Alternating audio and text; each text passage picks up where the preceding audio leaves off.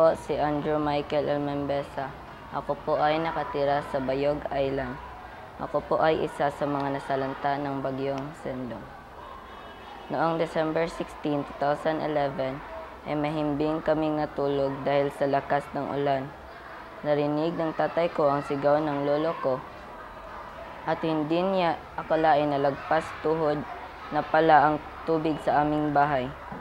Buti na lang nagising kaagad ang tatay ko at naiakyat niya po ang aking lolo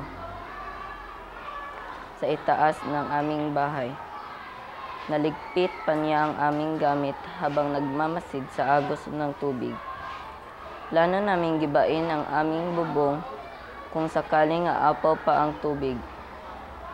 Hindi namin namalayan na bawat segundo ay tumataas ang tubig. Hanggang sa nagdesisyon na kaming aakyat na lang sa bubong namin.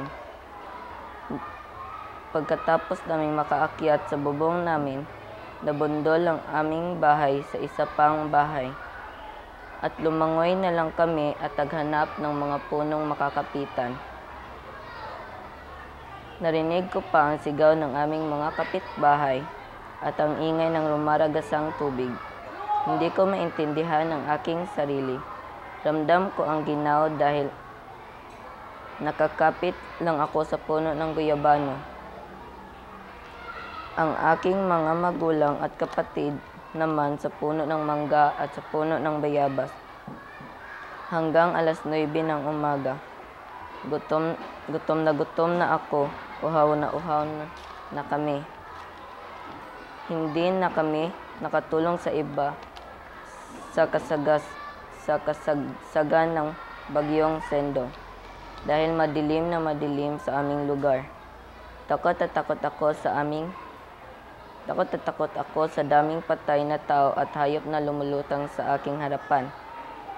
Nakakakilabot ang nangyari sa Bayog Island. Parang nabura ito sa mapa ng Iligan. Kami ay kasalukuyang naninirahan sa Tent City, malapit sa bus terminal Tambo Enaplanon, Iligan City. Ako po ulit si Andrew Michael L. Membesa, nakatira sa Bayog Island, Iligan City. Ang contact number ko po ay